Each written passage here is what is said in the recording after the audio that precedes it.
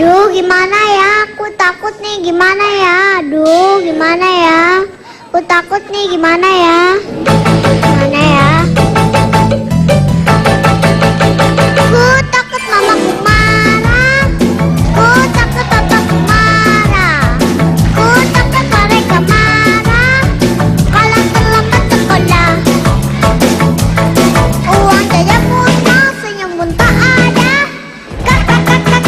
Kalau mama marah, nenekku tak pernah marah, kakekku tak pernah marah. Aku selalu manja, saat saya katanya. Rajinlah belajar supaya kau pintar. Sehat, kakek nenek. Mami kecil suri imam, dinyanyikan lagu sayang. Sekarang aku harus belajar. Jangan bikin mamaku marah. Aku ribet mama, aku ribet papa. Semua marah kalau aku tak belajar. Senin, Selasa, Rabu, Kamis, Jumat sampai Sabtu mama marah melulu. Tapi hari Minggu marah yang libur. Pusing.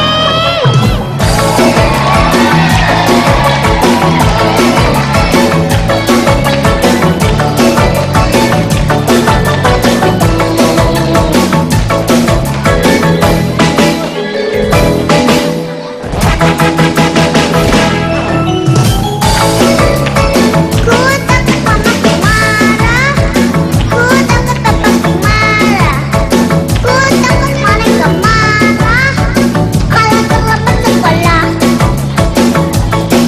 Uang jajan musnah, senyum pun tak ada. Kalau mama marah, nenekku tak pernah marah, kakekku tak pernah marah. Aku selalu manja, saat saya katanya. Rajinlah belajar supaya kau pintar. Sehat, kakek nenek. Mami kecil suri imam, dinyanyikan lagu sayang. Sekarang aku harus belajar. Jangan bikin mamaku marah. Thank you semuanya. I love you. I love you too. Mwah.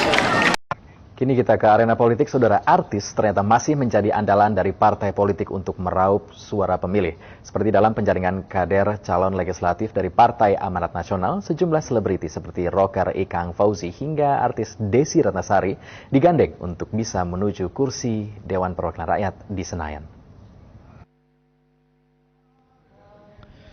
Sejumlah selebritis berkumpul di Kemayoran, Jakarta siang tadi. Bukan hendak menghibur, tetapi mereka tengah mengikuti penjaringan kader calon legislatif dari Partai Amanat Nasional. PAN selama ini memang banyak pengusung calon legislatif dari kalangan artis, seperti Desi Ratnasari, Eko Patrio, Wanda Hamidah, hingga rocker era 80-an Ikang Fauzi. Suami Marissa Haque ini mengaku terjun ke politik karena ingin berbuat sesuatu untuk bangsa. Kita nggak bisa lepas dari politik emang. Kita diam pun kita terkena dengan imbas policy daripada politik itu sendiri, produk politik. Jadi yang terbaik adalah ya kita harus mengakrabi politik itu. Kalau yang optimal masuk ke partai. Ya, artis atau siapapun boleh saja menjadi anggota DPR mewakili rakyat. Namun tentu juga harus dibekali pengetahuan politik dan wawasan yang memadai. Tidak cukup hanya mengandalkan popularitas saja. Jati Dharma dan Kemal Prasetyo melaporkan dari Jakarta. Meski bukti arkeologis, antropologis, dan sejarah merekam kehidupan orang Yahudi atau yang berdarah Yahudi di Nusantara ini, sikap antisemit atau pemikiran anti-Yahudi justru sangat kental. Masyarakat Indonesia cukup sering menyaksikan demonstrasi anti-Israel di hampir seluruh kota di Indonesia. Amerika Serikat yang dianggap sebagai sekutu Israel, kedutaan besarnya di Jakarta seringkali menjadi sasaran unjuk rasa. Bahkan berbagai produk negeri Paman Sam diserukan untuk diboikot.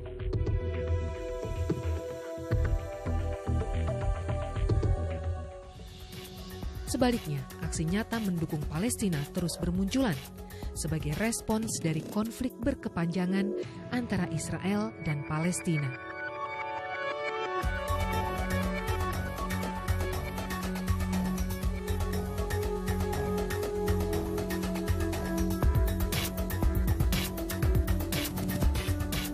Salah satu tindakan antisemit yang paling nyata adalah penutupan sinagog tua di Surabaya pada tahun 2010 oleh massa intoleran. Hingga kini sinagog tersebut tak digunakan lagi.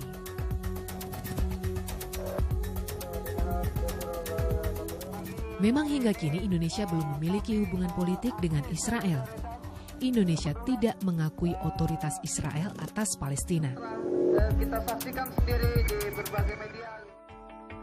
Tetapi di era Presiden Abdurrahman Wahid atau Gus Dur, kedekatan dengan Israel terjalin.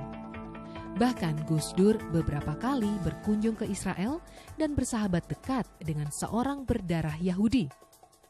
Sementara dalam bidang ekonomi, meski tidak resmi, namun hubungan dagang kerap berlangsung. George Soros, nama besar di bidang investasi, pernah datang menemui Presiden Susilo Bambang Yudhoyono. Minat terhadap Israel semakin lama semakin tumbuh di Indonesia, khususnya di kalangan Kristen. Perjalanan wisata rohani di tanah perjanjian Israel terus meningkat. Beragam promosi wisata rohani tersebar di biro perjalanan.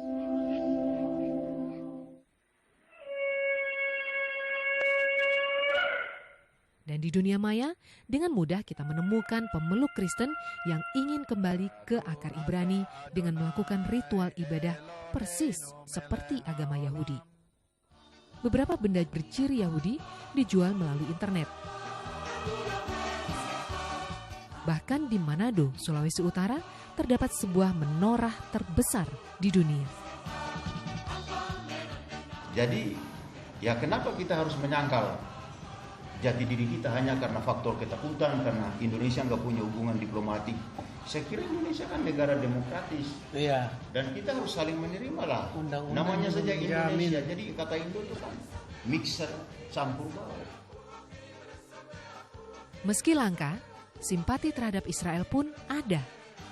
Benyamin Ketang, pendiri sekaligus Direktur Eksekutif Indonesia Israel Public Affairs Committee atau IIPAC, Desember lalu berusaha menyelenggarakan peringatan Hari Ulang Tahun Israel. Hubungan diplomatik antara Indonesia dengan Israel? Saya kira Indonesia akan lebih perkasa kalau kemudian membangun hubungan diplomatik dengan Israel. Okay. Dari teknologi, dari angkatan bersenjata, dan tingkat diplomasi internasional, saya kira Indonesia akan lebih perkasa. Kita semua di bawah merah putih, kita nasionalis Indonesia. Walaupun Yahudi, kita tetap itu setia dengan merah putih, ya, Bhinneka Tunggal Ika, ya, Pancasila.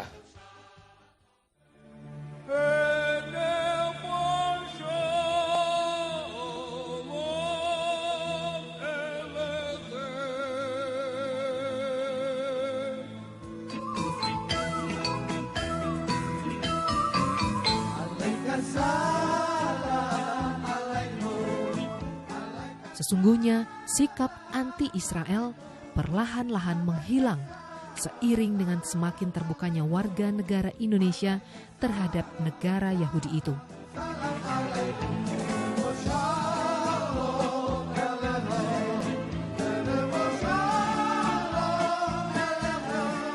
MH Ainun Najib malah melantunkan puji-pujian khas Ibrani dalam acara salawatnya.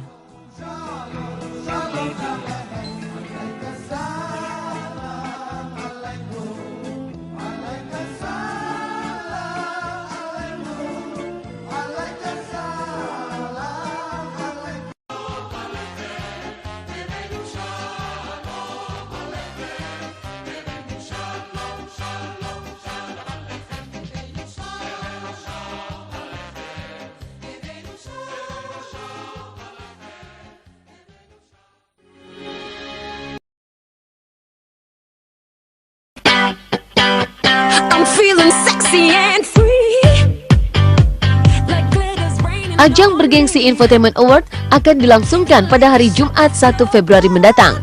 Dan di tahun kedua ini, Infotainment Award sudah membagi 8 kategori yang di setiap kategorinya memunculkan nama-nama selebritas terbaik negeri ini.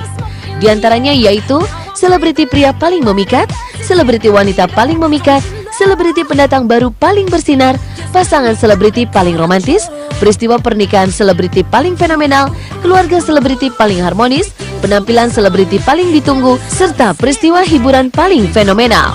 Dan sebuah kebanggaan bagi Feby Rastanti dan sang kekasih Derby Romero. Pasalnya, nama mereka berhasil masuk dalam salah satu kategori, yaitu sebagai pasangan selebriti paling romantis. Lantas, seperti apa kebahagiaan pasangan ini saat tahu nama mereka masuk sebagai salah satu nominasi? Romantis sih nggak tahu ya. Nggak tahu penilaian orang-orang. Kalau menurut kita mungkin biasa aja. Ya mungkin apa ya, mungkin karena kita bawaannya bercanda terus kali ya yang ya. Dan bercanda-bercandaan kita kali dianggap orang romantis. Mungkin romantisnya orang lain romantis kita beda ya. Mungkin buat kita ya kayak gini ya. Mungkin kayak gini buat orang juga romantis juga ternyata. Bingung juga gue harus jawab apa sebenarnya ini. Kayak kalau romantis itu kan kayak kalau menurut aku kayak persepsi dari masing-masing. Mungkin ya dari lihat orang-orang kita romantis. Tahu deh. Di ajang yang disiarkan secara langsung oleh SCTV dari Balai Sarbini, Jakarta ini, Derby dan Feby akan bersaing dengan sejumlah nama pasangan lainnya, yakni Andika Pratama dan Ussy Sulistyawati, Gading Martin dan Giselle Anastasia, Rio Dewanto dan Atika Hasiholan, serta pasangan yang baru saja menyatukan cinta mereka dalam altar pernikahan, Vino G. Bastian dan Marsha Timothy. Lalu seperti apa harapan pasangan yang pertama kali bertemu dalam sinetron Putih Abu-Abu hingga kini mereka bisa menjalani hari-harinya dengan penuh kebahagiaan tersebut? Harapannya ke depannya kita bisa sama-sama terus, bisa semakin romantis, bisa makin romantis.